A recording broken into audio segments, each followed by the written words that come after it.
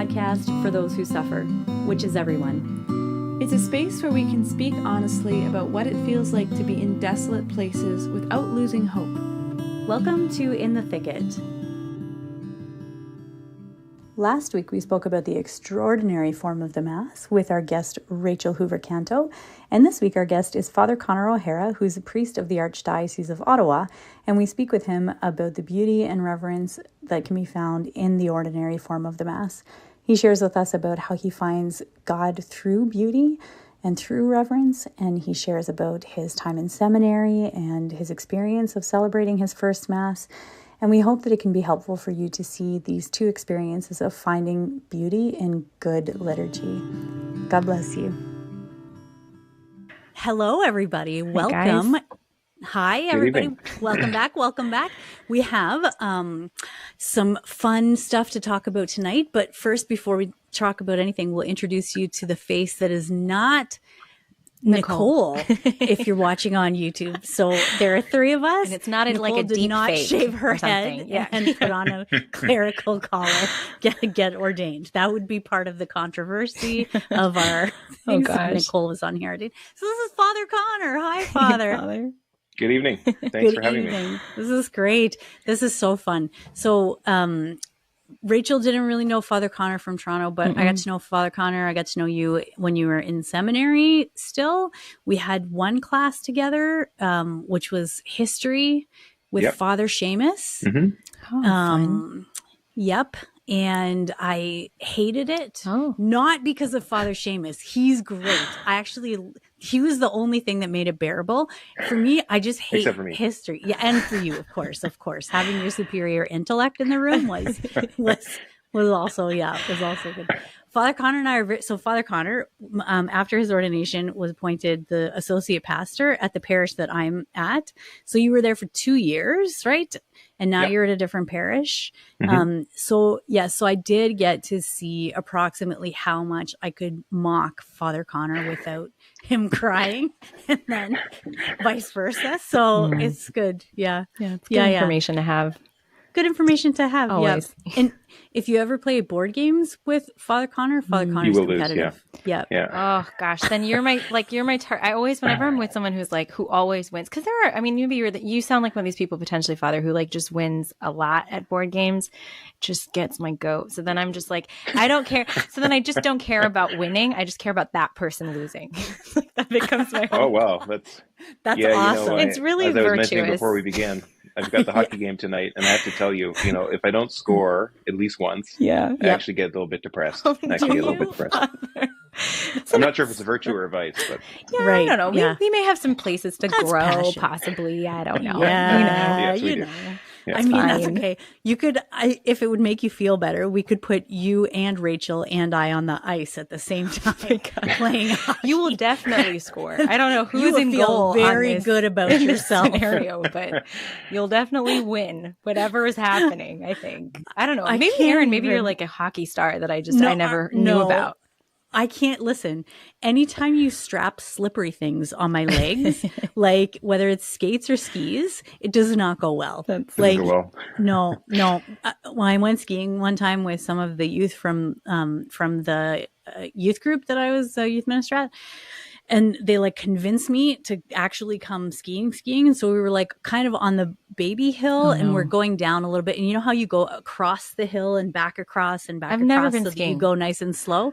Okay. So this is generally what you would do, as opposed to just shooting straight down the hill. Because then you're basically just a projectile. Yes. Snowplow or pizza box or pizza shape. Yeah. Yes, exactly. So I did that for a little bit, and then it just didn't work anymore. So then I basically just started barreling straight down the hill, and there was a shed that was coming up at me, and so all the teens behind me were like, "Bail, bail!" So then I just tipped over to the side, and then you could see up the hill behind me, there was a trail of a mitten here. Here's a hat. There's one ski pole. That was it. I drank hot chocolate for the rest of the day. So you didn't die. I mean, that's impressive. I didn't. You did not. This is die. True. So I'm very proud of you. Yeah. And it was almost as not humiliating as the time I went skiing in university, where we got to the top of a bigger hill and I was like, nope. And I took off my skis and walked down the hill, and there were little 10-year-olds mocking me from the chairlift. Oh my gosh. Yeah, so everybody's tough on the chairlift. Yeah. True. So that's good. Anyway, so we're going to stay away from that. So have fun at your game, Father. Yeah, I hope you score. Yeah, Thank you. hope you score. Yeah. Yes, this is good. Yeah. Mm-hmm. And today we're kind of continuing our conversation about liturgy stuff. And if you're just tuning in, this series that we've been doing has been kind of looking at different things that can be contentious in the church. So we've done an episode on LGBTQ stuff. We've done an episode on Pope Francis. We've done an episode on synod stuff, and one on elections. And so now we're kind of moving into liturgy, and we're coming kind of to the end of this, towards the end of this first half of the season. Yeah, exactly. And so we had last week, if you listened to last week, or if you didn't, I'd highly encourage you to go back and listen to it, because we had Rachel Hoover-Canto on, and she spoke about her experience in the TLM and how she finds beauty there, and about some of the things she had to challenge herself on. And it was great. So this week we are having Father Connor talk about, we thought it would be nice, partly because I know Father Connor connects to things through beauty a lot. Like, he has a real love for things that are beautiful. So to be able to speak about the beauty of the Novus Ordo Mass, to be able to speak about the beauty of liturgy and how we find God in those things would be great. But then also from a priest perspective, I think it's pretty interesting, like learning how to say the Mass and what it was like in seminary, the discussions on liturgy and things like that, whether there were fist fights, all those kind of things. So yeah. So why don't you start us off, Father, and excuse me. And you can maybe share just a little bit about your vocation story. Sure. Yeah. So, you get asked this quite often, and you kind of eventually give what's called kind of like an elevator speech on it, a short couple minutes sort of thing. Yeah. The reality is it's always much more mysterious than what you do say, but, I think that there's some things I can say that will help people to kind of understand. And so just in terms of kind of a context, our parents raised us in the faith and more or less dragged us to Mass every Sunday. And I think they did a great job, passing on the faith in that sense. Like, we were formed in it. Certainly I learned tons and tons in seminary and on my own, but, they taught us, I think, the basics, love God, avoid bad things, do good things. And, they brought us every Sunday.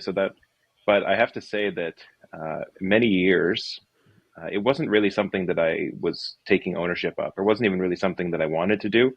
And sometimes I even thought it was stupid. I think I flirted with atheism for some time there.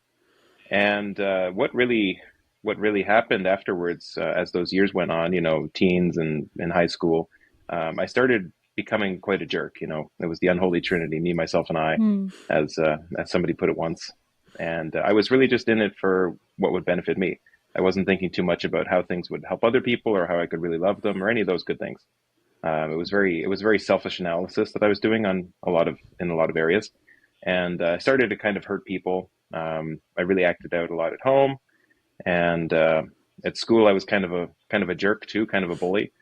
And I think I had good moments as well, but on the whole, looking back, I have a lot to examine my conscience on. So things were not good in that sense. But what started changing things for me was devotion to our Blessed Mother. So I started reading a little bit of kind of devotional books, not even really the scriptures, but these just devotional books. And those were a blessing for me because they kind of brought me back into the faith. So of course, we realized that devotions are really powerful for a lot of people. They're very helpful. They can really cause conversions, but ultimately what they should do is bring us closer to the church. And so that's what happened here. I found that the more that I thought about Mary's example and her yes to God, the more it kind of touched my heart. And, concretely speaking, I started to ask myself, well, maybe God has some sort of a plan for me too. Obviously, I wasn't under any illusions that I would become the mother of God or anything like that, but I realized that the Lord had a plan for me and that I was invited to say yes to it. And so I did the Marian consecration at some point. I think that my mother in particular kind of got us into that. And so I'm very grateful for that. We had a regular recitation of the Rosary at home. And ultimately, that was good for me, but it wasn't quite enough, in the sense that it was still, I was getting closer to the Lord, but it was still, how can the service of the Lord benefit me?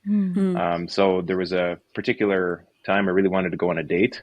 And so I was praying and praying and praying, treating the Lord like a vending machine. You put in 10 prayers, you get this thing out of it, right? Yeah. So I did that with respect to the dating. And I remember after things didn't really quite work out, I remembered feeling, kind of hearing these words, maybe not audibly, but kind of deep within, repeat your consecration to my Immaculate Heart. So when I heard that, I was like, okay, great. That means that this date is going to happen. I'm going to get exactly what I want here. But then it was only afterwards that I realized that the Lord was gently telling me through our Blessed Mother that if you really want to live this out, then, you have to offer this up. You have to offer up your state in life.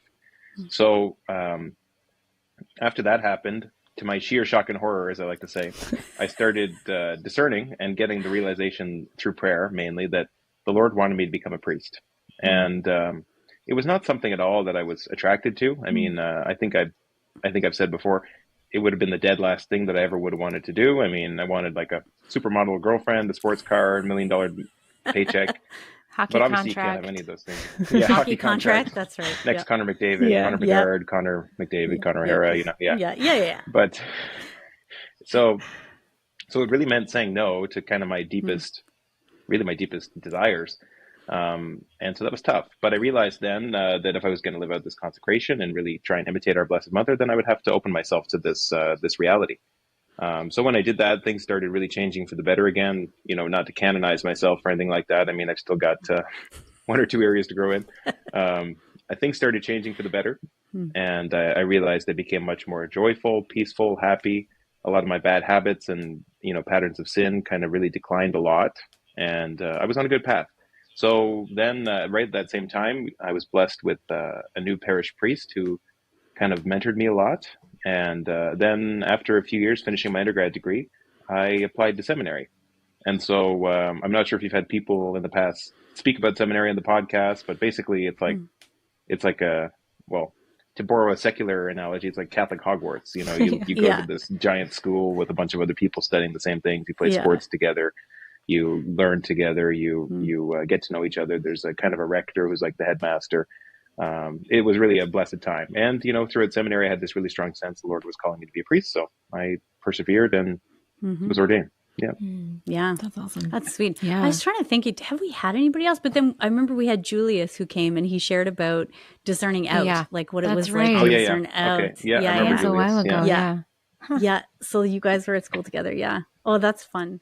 Yeah, that's good. And so now you're the vocations director of the diocese, which was... Maybe now you could flash my email across my head. That's right.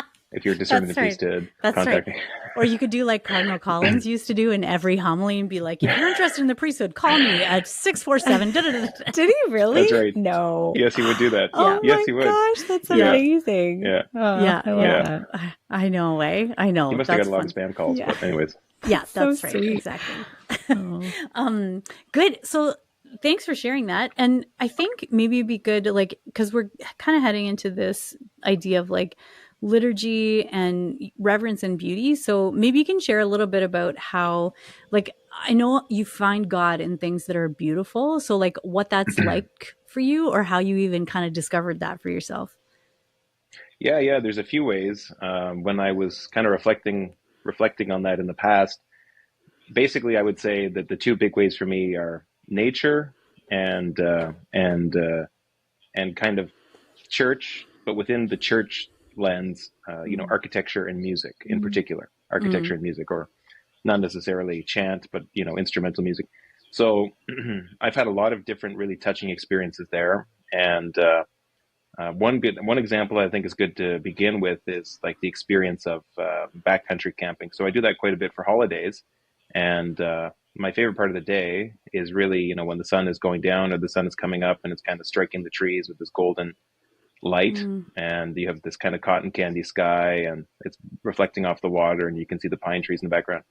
And so you see something like that, and I honestly can't understand how anybody could be an atheist. You know, I really don't understand it. It's like this intense harmony between all kinds of complex systems, and then it produces something as beautiful as this. It kind of reminds me of the watchmaker argument in philosophy of how, you know, you look at a watch and it kind of implies that there's somebody who's fabricated the watch or designed it. Well, I think that is a good argument. I know that some people have taken issue with it historically, philosophically, but it's like if you look at something as profound as nature and the beauty of it, then, and you say that this is a product of chance, then I think you've just made a god out of chance.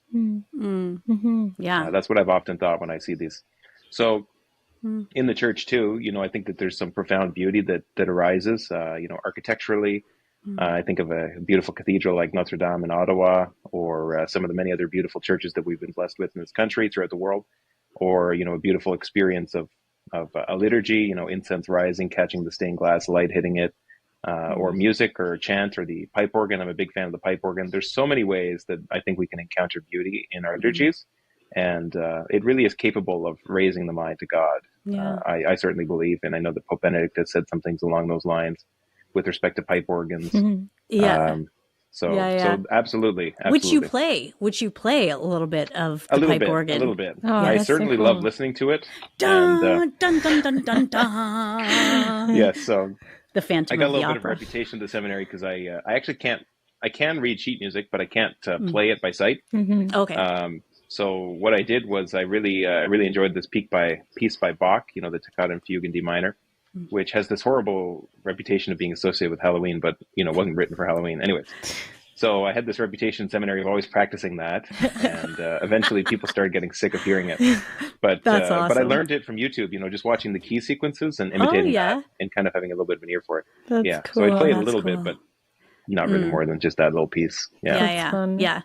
That's so cool. But I love, man, when you were talking, I was remembering my trip to Ireland last year, and how striking it was, like, to go almost every place, like every town that you would go in would have these beautiful, like, cathedrals or like massive churches that were built even in really small places that would have been built, like they were built by the people. The people gave their funds to build these beautiful churches in these tiny, tiny places. And I remember one of the days that I was traveling, I went to Killarney, and I got to Killarney just in time to see the chapel, I think, before it closed. But I was the only one in it. There were no lights. It was a storm at the time, so it was like windy, crazy. You could hear there was actually water dripping through the roof into buckets. There was like, but just the like the majesty of it, and the like, there's just something so incredibly beautiful about how the soul turns to God in these places that are meant to glorify him physically, you know, like use the things of, because in Ireland everything is stone, right? Or in Canada, excuse me, like we have a lot of wood in our churches. Like there's a lot of churches that have wood because that's like part of our landscape, you know. So like using the elements of that God has provided us with to find this beauty. But the thing that kind of made me laugh was that I was excited to go to the Shrine of Our Lady of Knock, and to go and, you know, see this beautiful place where there was an approved Marian apparition. So cool. And then I got there and I was like, this is the worst. This is the worst church. There's a few churches like that in all of Ireland. And I don't say that with any intended offense. If you are Irish and you love Knock, I love Knock because Our Lady was there. I do not believe that particular church lives up to the beauty that Our Lady deserves as a place of worship. I totally agree. You know, there's a few places, I won't call them out explicitly, but there's a shrine in Eastern Europe associated with God's mercy that is like horribly ugly.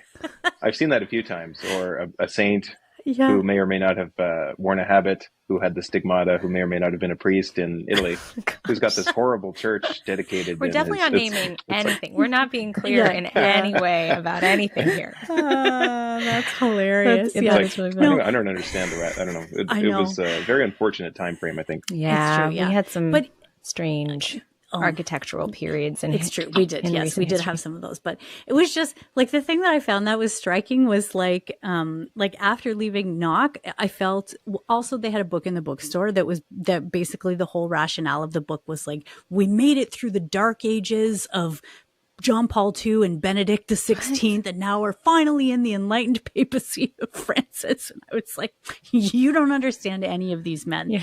And I don't understand. It was written by a priest. And I was like, anyway, so it was like going from that.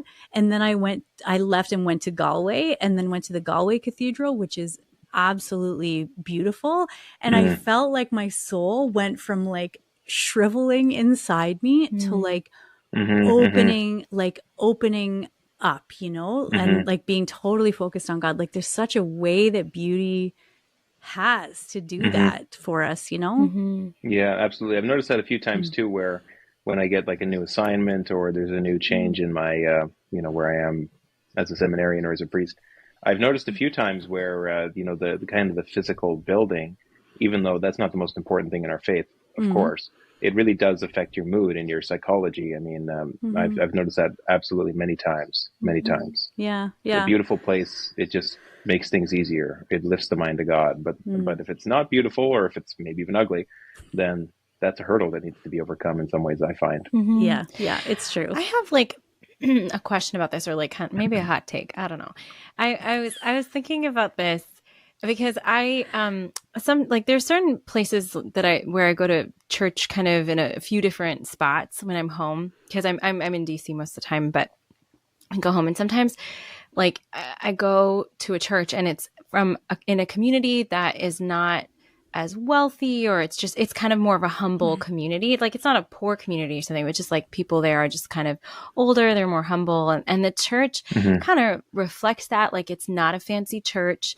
It's not really that beautiful in terms of its architecture. It's not, I wouldn't call the church I'm thinking of right now like ugly, but it's definitely not beautiful, if that makes sense. Like it's just sort of like, okay, it's there. And then they have those banners from the whatever, those old banners and stuff. And like, but there is something about the attitude of like, there's something that kind of fits. This is a weird thing to say, and I don't like, there's something that fits the attitude of the people there who are like very humble, have a very kind of simple faith in this community I'm thinking of. And so it's like, I find that when I'm there, there's a strange way in which the architecture, even though it's so lacking in a lot of ways, really impressed. Like there's like a poverty to it that really impresses itself upon me and is beautiful in a very different kind of way. So like, I'm totally with you guys. Love beautiful churches, love like, in a certain sense, like traditional modes of architecture for churches.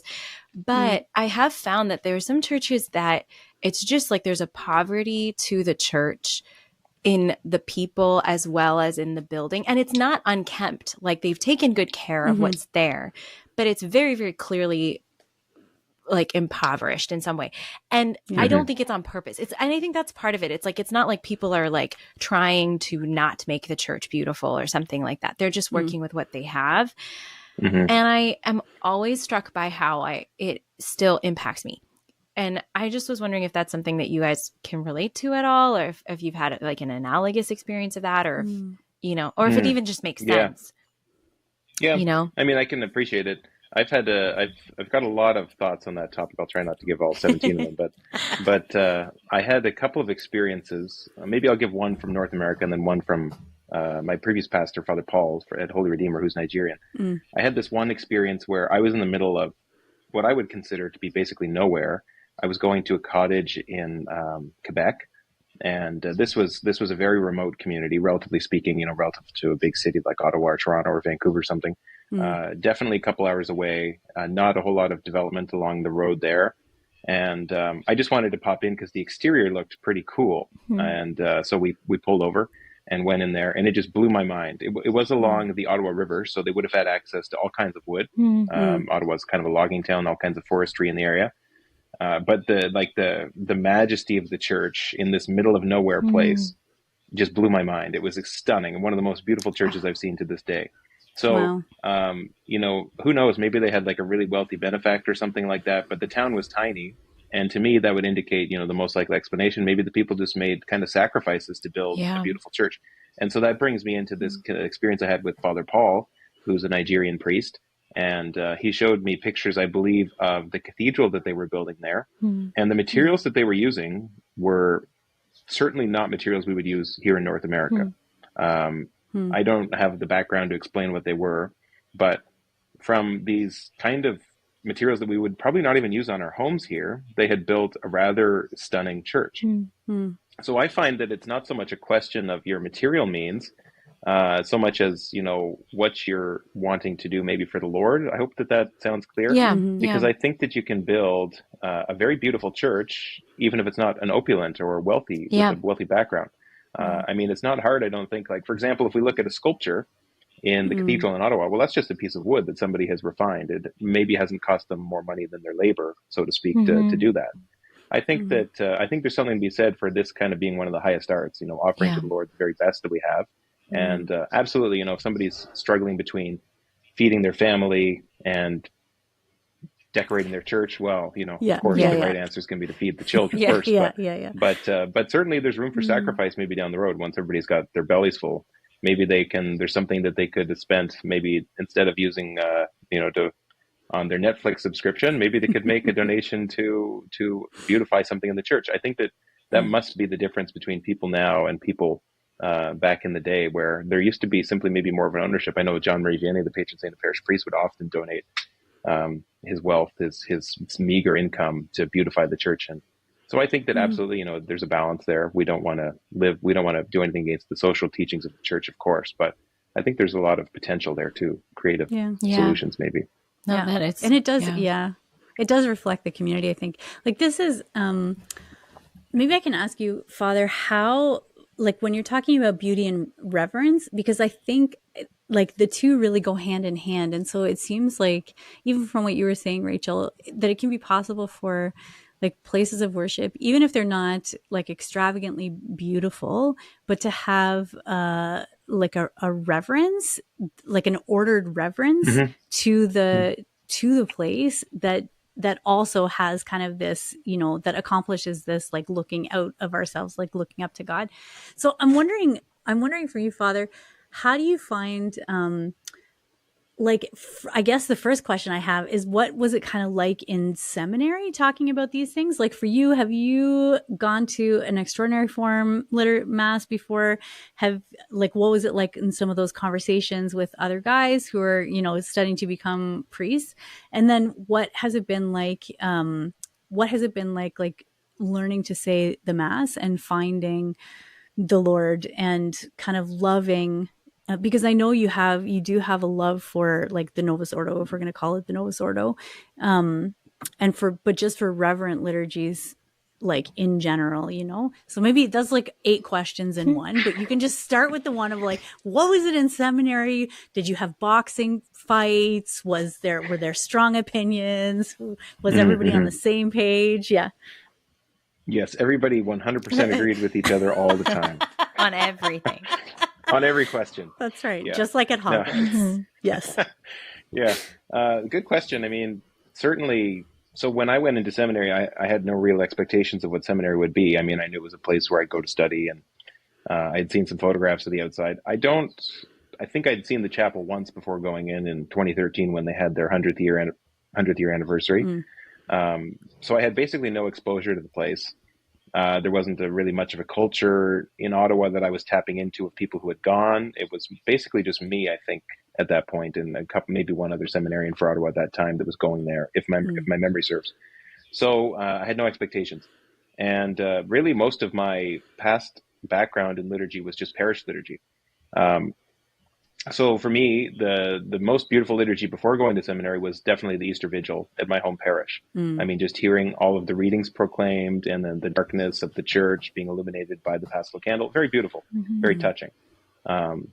So then I go to seminary with no expectations, and they really put a lot of thought into it. I have to give particular thanks to Father John Mark Missio, who was the priest in charge of liturgy there. I forget his formal designation. He's wonderful. Basically, he was like a coordinator of the liturgy, and it was very dear to his heart. It was very dear to his heart. You could see that in the changes that were being brought about to St. Augustine's and the decisions he had made, it was something that was really dear to him because, it's the Eucharist especially is the source and the summit of our faith, right? So it makes sense that this would be the heart of the seminary. So we had a couple of beautiful things going for us. There was a number of very gifted seminarians with respect to their voices, and they would chant kind of Gregorian polyphony.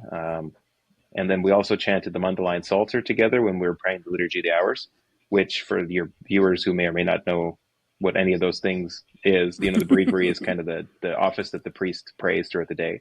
So seminarians don't have to do all of it, but they're encouraged to do much of it maybe. And so the seminary gathers generally once, maybe twice a day to pray the morning prayer of the church or the evening prayer. And so the Psalter is a way of chanting that. And to this day, one of the big highlights of seminary for me was just the hymns that preceded the psalmody. So you'd say, you'd chant, God, come to my assistance, Lord, make haste to help me, glory to the Father, to the Son, and to the Holy Spirit, and so on. And then a hymn would precede the scriptures. So, I could quote a whole bunch of these. They just God, stuck with me. You are the light and day which drives away. That would not be at the top of my list, but I do appreciate parts of that hymn. But there's so many of them that like they're beautiful, not just in their words or their musical form, but in their text, like the words that they convey. It really teaches us. And to this day, I think that those have made some of the biggest impacts on me in my entire course of seminary. So then that's just the Liturgy of the Hours. Then you also have a very beautiful classically styled chapel there with a lot of seminarians who are serving the Mass and all kinds of beautiful elements there too that I had not been exposed to really before entering seminary. A fairly nice sizable pipe organ played by a very competent musician and chant to accompany the organ. Incense, beautiful vestments, beautiful chalices and sacred vessels. Even the floor of the seminary was ornately decorated. A beautiful crucifix right behind the high altar the sanctuary that was actually a fruit of some of the liturgical changes after the council, which I think, the seminary chapel might be now an example of a chapel that does that well, personally, I would say. So all kinds of things that I had no expectation of and that I suddenly encountered at the seminary that really touched me in a profound way. I still remember one of the formators, actually the same one who was responsible for a lot of liturgical practices there, said, if ever you're distracted or you've had a bad day and you just can't focus during the liturgy, well, just stare at this massive, beautiful crucifix, which is right in front of you. And that will be your prayer for that day. It's so many blessings there. And the chapel and the liturgy and the beauty of it were certainly one of them. Yeah. Now, with respect to the tensions, so that's another question. There were certainly some people with strong opinions, but I would say that generally speaking, everybody that went there, maybe not everybody, but almost everybody that went there really saw the seminary as kind of setting the gold standard for the ordinary form of the Mass. In other words, the Novus Ordo, a beauty in that sense. People, they said the black in the missal and they did the red, and it was very beautiful. Certainly some people had some critiques, which is kind of natural when you're in an environment like that. I mean, it's probably like signing up for a sports team, playing that at a professional level day in, day out. You're going to have critiques. You're going to have things you can do better, things that you might not have as much importance for you. But I think that on the whole, people of goodwill, people with kind of an objective reading of the church's documents would be able to agree that the seminary's liturgy was done well. There would be some people on either extreme, but I think most of us thought it was very, very beautiful, and it really helped our prayer. And even at the end of the day, somebody, I think the Cardinal there said this once, whether you're celebrating Mass at a gorgeous cathedral with a gilded chalice, or you're in Auschwitz with a tin cup in a concentration camp, at the end of the day, this is the Lord's sacrifice on the cross that we're gathering to celebrate. And, the external ornamentation helps, but it's not the essential thing. It's still the Lord's sacrifice. Whether it is a priest in a shabby chasuble who's barely pronouncing the Latin correctly, or whether it's, somebody with more degrees than the thermometer who's dressed to the nines. It's the same sacrifice of the Lord on the cross. Yeah, I think that in a way is a really good frame for even just these types of conversations about the importance, because it is really important what we're talking about. Like the liturgy is honoring God and the right way to, a right worship of God. This is hugely important. But I think like in a certain sense, your point, if I'm taking it correctly, and I agree with this, is like right worship with God begins with like really a real recognition of what it is that's happening more as like central, more than any of the physical things that we can ornament this with. If we don't have, and I think that's kind of like my experience of like this impoverished church, or even like, I think you can walk into a church of any kind where it's like, if people are not there for the Lord, no trappings can sort of elevate that. It's like that heart for God, like the church can bring you to that. Like the church, the physical church around you, the music, all these things can help you with that. They can point you in the right direction. But if you're not sort of willing to go, then it's going to fall flat. Even the most, I often think about this even like with music in general, like, if you play, I sing, Aaron sing, and Father, you play the organ as we've Father heard. Sings also. And sings. So it's like, okay, if you're a musician at all, that like you could play something technically absolutely perfectly.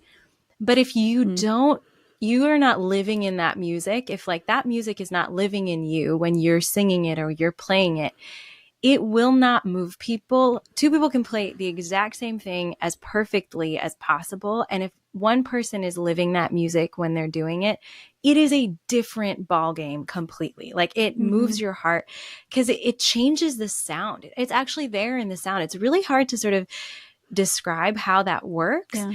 But it's literally in the sound. So it's like, okay, if your heart isn't pointed towards the Lord, like you can be, you can go to mass, like even from the parishioner side of things, like you can be dressed up head to toe in the most beautiful, perfect, whatever, but your worship is going to fall flat because you're not really there for the Lord, and it's like, and I think that you can tell, like, this is something that I think I've experienced, like going into different churches at mass, which is different to go to a church on a pilgrimage, just to go and be in the space, like you were, Aaron, like on your own. Then it's really the architecture that speaks to you and speaks for itself in a certain sense. But there's a way when you go to church at mass that even if it's sort of, like in the middle of really like in the middle of a concentration camp, that there's like incredible beauty even that can break through because the hearts of the people worshiping are truly there for worship, Yeah. And it's absolutely. That's really important in this, I think, whole discussion. Yeah. And I think the thing about that, like it reminds me of, lex orandi, lex credendi, lex vivendi, like the law of, as we worship, so we believe and so we live. So these things like all flow from one thing to another. And so like there can be ways that, and I think this is the thing that sometimes people have like an issue with, and certainly I struggle with, is when there are ways or things that are done in liturgy that interrupt what we believe or what right worship is. So like if a priest, when, he's doing the consecration, then he changes the words a little bit to the consecration, it makes me I have to physically restrain myself from going up and just smacking him in the presence of the Lord. No, that's terrible. But really, I find it actually super disturbing. That's really tough. Because it's, or even with musical choices sometimes, right? Like with things that are not appropriate to what we're doing in the liturgy, because it affects what we believe, and then it affects how we live, and it affects the right worship that we're giving to the Lord, right? So sometimes I think there's like if we look at the tension between the extraordinary form and the ordinary form that people think of sometimes, that a lot of it actually has some like real root in people not offering a reverent Novus Ordo or injecting things into the Novus Ordo that are not proper to the Mass itself and don't actually help us to accomplish, the worship that we've been called to. And even like, I have I was thinking about this the other day because so Cardinal Mueller was in town recently, which was fun. So on my consecration anniversary, I went to the mass at St. Clement's, which offers the extraordinary form. And then he blessed all the kids afterwards, which was awesome. And then me, because I basically forced my way in and was like, can I have your blessing? It's my 50th anniversary. He didn't understand any of it because he's German. He doesn't speak very good English, but I was like, whatever. And you spoke like that. And he was like, that's not like English I've ever heard. Yeah, your blessing. He just thought I was a special needs child. That's what he was like, I'm confused by what this person is saying. Or a gremlin, one or the other. Anyway, but all that to say is I kind of realized as we were going through the mass, I was like, I don't prefer the extraordinary form. Like I don't, like I know that people do, but I don't. And I felt kind of weird saying that because I was like, am I a good Catholic? Like, should I want like the most amount of Latin possible? Should I want the most amount of chanting possible? Should I want to not know when to, like, and I'm like comfortable enough with the extraordinary form now that it's not a matter of like, I don't know what's happening. I don't know what to, anyways, but it was a good realization. I was like, oh no, that's helpful for me to realize because I know that I find the Lord deeply, deeply in the ordinary form. And that's good because the church says it's good. So it's good with me, Yeah. Yeah. I think that's where we can get into a lot of difficulties. In my background, I met lots of people that love the extraordinary form and lots of people that love the ordinary form. And ultimately, as long as you're within, the safe bark, the ship of the church, following her teachings, you're good. But we can get into a lot of challenges, I think, and we do, when people start to foist kind of their own subjective opinions on the church's teaching. Because then you've really, I often think when I talk to people, of an extreme view that, well, I think you've just Protestantized yourself. You've just foisted your own subjective conclusions on the public teaching of the church, which can be dangerous. I mean, I think it really demands humility from us. Maybe this is an area where you might have to put your own preferences on the back burner. God knows I've had to do that a million times as a priest. Somebody comes to you with this difficult situation, they want a quick solution. You can think of a quick solution, but it's not a morally illicit one, or it's not one that's going to keep them close to the Lord. So sometimes these situations do demand a lot of sacrifice and difficulties, but ultimately it's the church who's given us this. The church has given us this liturgical development, and absolutely, I appreciate the beauty and the reverence of the extraordinary form.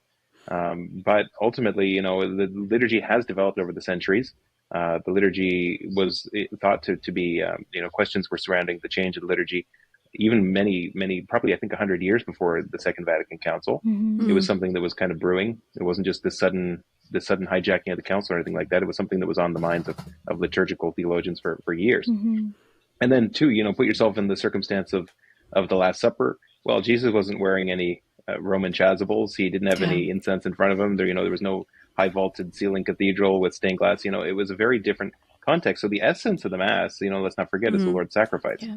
And as long as you can appreciate that, respect that, and follow the church's teaching on the validity of that, then I think you are safe. But absolutely, I've seen this in the past where people have really let this gnaw at them, and it becomes a source of division. Yeah. But who's the great divider, right? Well, it's the devil. Yeah. So I think that the devil is thrilled when we get into these liturgical quarrels about preferences, and we start to think that this other group is not Catholic. I have all of the Catholic truth. You're not Catholic. Your Mass is not this or that. Well, the devil's laughing to the bank, I think, when that happens. Yeah. That's actually, sorry, I'll let you in one sec, Rach, but right with that, I was thinking when Cardinal Mueller did a talk the night before, and there was a young guy who asked a question about like, what was it like when the Mass was changed, and with, did you find it abrupt or did you find it, and his answer, and I think a lot of people were kind of expecting him to say, because he's very conservative, on a lot of things, they were expecting him to say, yes, it wasn't and he said, the essence, exactly what he said. He's like, the essence of the Mass is the Mass. As long as this is present in the Mass, it's that we can do, yes, more beautiful, but it's, it's still there. It's still the Mass. All of the things that are called to be part of the Mass are in the Mass. So it's not really so much a question for me. Yeah. I was just going to say that I think that we can, in this sort of, I'm going to call it like, what would people call it? Like liturgical wars or whatever these terms are that people throw around. But it's like, I think we are kind of making an idol of the form of the Mass in a certain sense. Like we're missing the essence, which is God present to us, because we're so preoccupied with the form of the Mass, which is really important. Like, not saying that it's not really important, but the devil can trick us even that. I mean, we don't think about it that way because we're talking about holy things here. We're talking about things of God, but it's like, but we might be missing God. Like, God, like we're talking about things of God, but we kind of might be missing the guy himself. Oh yeah. Like, he's right there. He's just sort of, especially I think, like, you brought up this thing, Erin, of like, even myself, like if I'm distracted by something in the Mass, because it wasn't done the way I would like. And then what am I sitting there thinking about? Like, what am I thinking about? Like, oh my gosh, this is so bad, blah, blah, blah. Meanwhile, the sacrifice of the Mass is being offered right in front of my eyes. Like, and I am missing the Lord who has made himself. Like, I often think like the humility of God should like put us to shame, because God willingly becomes present to us in all of these different places. And we're sort of like really preoccupied with our own stuff and with the felt banners. Yeah, exactly. And we're missing it's not a valid Mass. Felt. Yeah. But whatever, so it's like, it's an idol. Yeah. There's this sort of idolatry, temptation to idolatry that we don't even think of that way, because we're thinking thinking about holy stuff here. And, I had one experience once where, somebody was saying that they were so distracted by people doing the Orans prayer position, like lay people doing it during the Our Father, that which again, that's they're quite right. That's not something that the rubrics call for. You should not be doing this during the Our Father. The church doesn't tell you to do that unless you're the priest or one of the concelebrating priests. They were so distracted by other people doing that they realized that they had totally forgotten to actually say the Our Father themselves. They were so riled up by somebody else's gesture that they were missing the essence of the Mass, or maybe not the essence, but certainly one of the high points of the Mass, the Lord's Prayer. So I think that's a very healthy line of thinking. We need to think within, not to get too riled up by what other people are doing, so much that we forget the jewel, the pearl of great price right in front of us. And things swing, right? Like in terms of pendulums, like if you look at, Vatican II and some of the things that came out after Vatican II were like a little weird. Like if you look at religious life, for example, and the experimentation of, you don't nuns. like clown masses? Well, I mean, I know you're a fan of clown masses, but that's actually the exact example I was going to use for liturgy. But like, okay, so religious life, you have sisters who start living on their own, no longer in community, no longer with habits. And so for various reasons and whatever, and I won't condemn it, outright, but I do think that there were some very problematic things of that actually damaged religious life as a whole, right? Because it kind of went too far in the swing. So the same thing, I think, with liturgy, like you have clown masses and puppet masses, or everybody all together consecrating the baked leavened bread that they've made themselves. So there's the pendulum swings, and I feel like now it's coming back a little bit to this place where where there's a recognition that that beauty and reverence can look different depending on parish, but that beauty and reverence should be intrinsic to the Mass in some way, whatever that looks like with the means at your disposal. But I think there is a desire for that, and a good desire for that sometimes gets wrapped up in like you're saying, like the idolatry of what you think that should look like, or if it's only at the extraordinary form and it's not part of the ordinary form. That's not true. So, but it's a pendulum. I had a friend, and on that kind of the desire for beauty and how this can be expressed differently, and sometimes not according to our preferences, but still is being validly expressed in particular expressions of the Mass. Like, I have a friend who became Catholic a few years ago, and he came from the Anglican Church, and they have such a beautiful tradition of hymns in the Anglican Church. Like their musical tradition is just so gorgeous. And so he was coming from this sort of polyphony kind of like all these rich hymns and, all this stuff. And then he would go to like some Catholic masses and he was like, oh my gosh, the heck is going on with the music? And it was just really impoverished. But then he went to a mass at a parish that I know well, where there was I know the musicians there, that they were singing more contemporary style hymns, like not entirely praise and worship, but more in that style of hymn, but very appropriately picked for each part of the mass, and all in service of the liturgy, and the musicians like totally about worshiping the Lord, like totally about the mass, and they were usually up in the choir loft, like not really visible at all.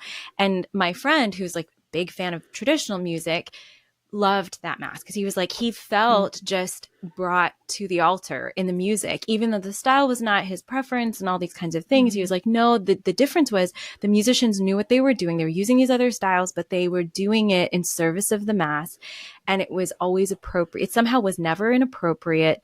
And it was always not even about the music. The music was always leading you to the altar. You were like always. And so I think that's, we can get, and that to me spoke of his openness as a person walking into mass. Like he doesn't want to be distracted. He really wants to be worshiping.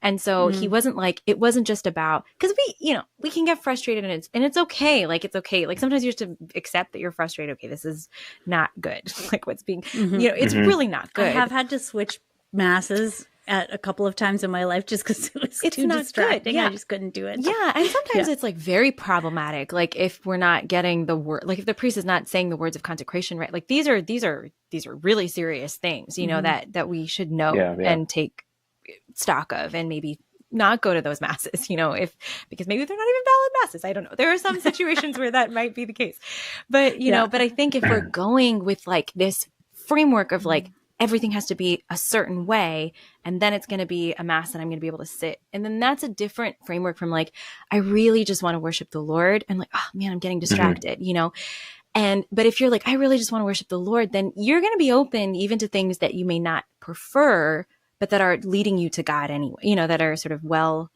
crafted and leading you to God. Does that make sense? You know what I mean? Is that what I'm saying? Yeah. One reflection that I often have along those lines is I talk to people a lot who have a very strong preference for this kind of music or that kind of architecture in that church, or even maybe this form of the mass. And so some of them will drive like an hour, or sometimes I've heard over an hour drive, even though there's a church in their neighborhood that's like a 5-minute drive. They'll go an hour and a half somewhere else. And I think that I can appreciate why they would want to do that, but I want to maybe play devil's advocate, where if everybody has that reaction, then no wonder the local parish churches are impoverished. Yeah. Right? If you're not contributing your musical talent to your local parish and you're going somewhere else where they have music that's more to your liking, well, maybe that's more pleasing for you, but maybe the Lord is calling you to build up the church in your own neighborhood too. It's like, there's this gorgeous cathedral over there, but, don't neglect this pile of bricks that maybe the Lord is calling you to use in your own neighborhood too. Yeah. I think that can be a temptation in our generation to pick up and not even really to struggle with building up, because these things, they don't happen overnight. I mean, like a good choir or a beautiful ensemble or Gregorian chant, it's not going to happen so true in an hour or two. It's going to take a lot of time and effort and blood, sweat, and tears. And so I think that needs to factor into our discussion too these days. Yeah, no, totally. That's so important. I wonder, Father, if you could share, because I'm curious to hear this. I don't think I actually have asked you this before. What was it like? Like, what was it like to say your first mass, to like say the words of institution and hold the body of the Lord in your hands? What was that like? Well, it's something that you train for I think at least a semester in the seminary. But some of us priests joke amongst ourselves that we feel like the first time we felt like a dog wearing a lab coat with like those goggles on. Awesome. But no, in all seriousness, your first mass, I did mine at St. Patrick's Basilica. I had a beautiful choir. I think they even had not some strings, but they had the pipe organ, maybe a couple of strings. Anyways, it was extremely beautiful. The music was beautiful. The vestments are beautiful. Chant all the parts of the mass, which I don't do at every mass, but certainly on a solemnity or some occasion like that, I'll give it my best shot. And so obviously you have a little bit of nerves because, it's quite a public office that you're undertaking, to preside over the Lord's people there. And you're very much in the public view. It's your first time. Of course, there's going to be a little bit of anxiety. But there was many, many times during the liturgy itself that I was just struck by the beauty of it. Mm-hmm. And for me, the highlight of the Mass is for me, the most beautiful part of any Mass is really praying the Roman canon. I find that the language it touches me in a very beautiful way. And it's got like 1,300 years of history behind it, the first Eucharistic prayer. And so when it came to that point, it was very, very touching. And then, of course, the consecration itself, you're offering the sacrifice, representing the Lord's sacrifice on the cross. It's very humbling. It's very humbling. And so just to enter into that beauty, that moment was very, very touching. And the reality is too, that again, as much as I appreciate that beauty, every Mass is an opportunity to have that same experience. Sometimes it's less apparent. Sometimes it's more apparent. Sometimes you've had a terrible day, and so it's at the back of your mind. Other times you're feeling really close to the Lord. It's at the forefront of your mind. But every Mass is that. It's the Lord's sacrifice. Yeah. It's a tremendous gift. At the Newman Center, we used to have like a little printed thing in the sacristy that said, "Priest of God, celebrate this Mass as if it was your first Mass, your last Mass, your only Mass." Yeah. Oh, that's a beautiful one. Yeah. It's so beautiful. That is really beautiful. Yeah, that's good. And so this is, I guess maybe we can ask you this kind of as sorry, I have like something stuck in my throat. I also, if people are watching this, I'm like, I've waved in the air a few times because we got attacked by fruit flies in my house like 2 or 3 days ago, and 2 of them have made their way into my room, and I'm just like, oh my gosh. So anyways, that's if you see me randomly batting my hand around, I'm not going. It just looks like a normal, like, because you do that. I do talk with my hands, but I'm normal. That's true. That's true. So I've not noticed anything out of the ordinary. I didn't notice. Yeah, okay, good. All right. Well, but now I don't know what that says, but yeah, I was trying to be discreet, so we'll go with that. I don't just normally look crazy, but yeah. Right. Yeah, anyways. Right. Moving on. If you were like doing right. Yeah. Yes. So what do you find so I can preface this by saying that Father Connor was with us at Holy Redeemer for 2 years, and Father Paul put him in charge of liturgy stuff. So it's basically like, you're in charge of the liturgy committee and then doing liturgy things. And there were like a number of beautiful things that happened, like the tabernacle was moved back to the center of the church. The crucifix was moved back to the center of the church. We got a new altar, which is beautiful, absolutely gorgeous. We got another altar, like a side altar that we got from one of the churches in Quebec. Was it one of the churches in Quebec, or was it in the basement? Yeah, it was from a convent that ceased being a convent and became a kind of a school run by the sisters, and now they were closing shop. So so we got it that way. Like beautiful. Is it marble? That one's marble, isn't it? No, it looks like marble, but it does look plaster. Like marble. Oh, it's painted plaster. Yeah, right. Yeah. But it's beautiful. So that's like in the side chapel, and then like just a bunch of different things. New garb for the altar servers, stuff like that. But I'm just wondering, Father, like in your experience as kind of like being an associate pastor there, and now you're at another parish, what do you think are kind of the things that like what are your kind of top priorities for things that you love to, like, if you were a pastor right now in a church, you'd been there for a year without making changes, which I hear that is a thing, that most priests won't make too many changes in a parish in their first year. But I don't know if that's true or not. But what would you like, what's kind of like your, what would be your priority list in terms of helping masses or just the parish space kind of have that like reverence and that beauty? Yeah, great question.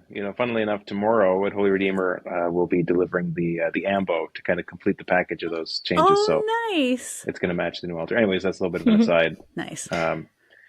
So ultimately, I think that really, if we look at what the church teaches and what our tradition has said, and like you said, that beautiful ex orandi, credendi, vivendi, while we see that the Mass is the source and the summit of our faith. So I think that ultimately everything or almost everything that the priest is doing, theologically certainly, flows into and from the Mass. I mean, it's the sacrifice of the Lord is the source of forgiveness in the confessional.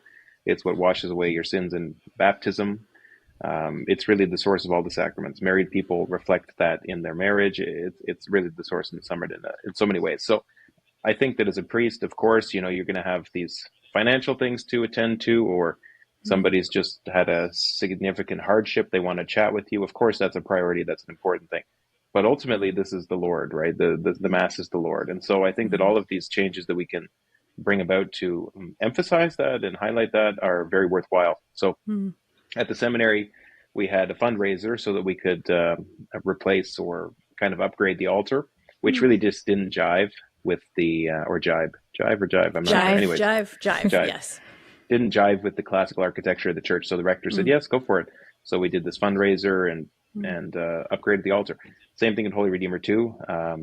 Although I would not want to comment on the particular qualities of the old altar and the certain, virtues that it brought, I think that the new one, to me, speaks a lot more openly and clearly about the Lord. We've got the crown of thorns, the 3 nails, the IHS, and the 2 cherubs right beside it. That's very biblical. It's very biblical. And so when you look at that altar, you think of the Lord Jesus in, I think, a very beautiful way. So ultimately, not to give any particular, I don't know if I can give kind of a de facto answer to that question, but if the Lord is off to the side in a broom cupboard, well, I would think it's very important to put him at the center. And even if not every church could accommodate that architecturally, the Germ does say that actually a little bit of a nuanced thing about that. Of course, I can't quote it verbatim, but in a lot of European churches, the Blessed Sacrament might not be in the dead center of the church. It might be off to a side altar. But a side altar in your typical European church is a lot more prominent of a place than it is in your average North American church. So the churches we have typically in North America, if the Blessed Sacrament is not in the center, then usually, in my experience, it's off to this random position in the middle of nowhere with frosted glass. That's been my experience. Yeah. So if you really think that the Lord is the center, the source and the summit, why not have him at the center? And then, beautiful things too. And again, I referenced St. John Marie Vianney, kind of a dirt poor parish priest who used his own money to upgrade and beautify the vestments and the vessels. Because we're not doing this as a fashion statement. We're not doing this to stroke our own egos. This is really about the Lord, and it's about bringing other people to the Lord. And, if my experience of beauty has taught me anything, it's that when something is beautiful, I'm a lot more likely to encounter the Lord. So I'm always happy to share that with others. And then, I also find that people themselves really appreciate those changes too. I think we had a couple, but no more than a couple of complaints at Holy Redeemer when we did make these changes. I mean, maybe people didn't want to share their opinion. Maybe they thought that we might bite their head off or something. But there were really just 1 or 2 complaints the whole time of all the things that we did. And so, on the other hand, there were many, many, many, many, many people who were very happy with the changes. Some people cut checks right then and there for thousands of dollars because they were so happy. Yeah. Other people sent, raving reviews by email because I think that they could see that this was an honest attempt to put the Lord a little more at the center of the parish. And they wanted to, they're everyday worshiping. They wanted to see that. So I think each and every church is a little bit different. What I might prioritize liturgically or in terms of the architecture. But if I had, if I could think of a church where, something like the cathedral in Ottawa, I think is a wonderful. If I had like a magic wand and make more of those, I certainly would. I mean, such a beautiful sanctuary that's very scriptural, that has a massive pipe organ that really helps us to celebrate the liturgy. So many beautiful elements that really lift the mind to God. And I don't think every church has to look like that or should look like that, but certainly the ones that do really help me to connect with the Lord better. So, Yeah. That's beautiful. Yeah. Thanks, Father. Well, okay. I have a God wink to share with us today. So I just came back last week from my annual 8-day silent retreat. And I was down at the Sisters of Life, Villa Maria Guadalupe in Stamford, Connecticut, which was beautiful. And I'm so grateful for them hosting me. And then when I was driving back, I was praying. I had to come back a little bit early because someone close to me was at the hospital and everything is totally fine now. But I came back like a half a day early or whatever. So my retreat director was like, okay, so in the car, you're going to drive the 8 hours silent, like just no radio, no nothing. I was like, fine, good. I can do that. Cause by the time you get to like the 8th day in a silent retreat, I'm like, I don't ever want to talk to another human being again. I could be silent forever. But he's like, yeah, so don't, like, no music, whatever, have 3 prayer periods while you're driving. And so pray for, these things. And I was like, I'm not sure how this is going to work, if I'm going to crash. But anyways, the Lord totally made it possible. And one of the prayer periods I was praying with, like after Jesus is taken down to the cross, and then when they bring him to the tomb, right? So we were bringing his body to the tomb, and then we got down close to the tomb, and then we were just like cleaning off some of the blood off of his body so that he would be ready for the anointing when we would come back and anoint him properly. And then we were I realized the shroud of Turin, like the shroud over his body. And I was like, oh, this is cool. This will become the shroud of Turin at some point. That's cool.